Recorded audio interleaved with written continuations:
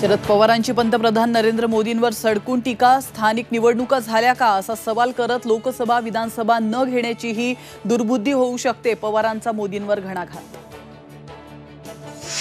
ठाणे लोकसभा मतदारसंघात महायुतीच्या उमेदवारीचा तिढा सुटला। नरेश मस्केंचं नाव जवळपास निश्चित झाल्याची सूत्रांची माहिती। लवकरच उमेदवारांची यादी प्रसिद्ध होणार।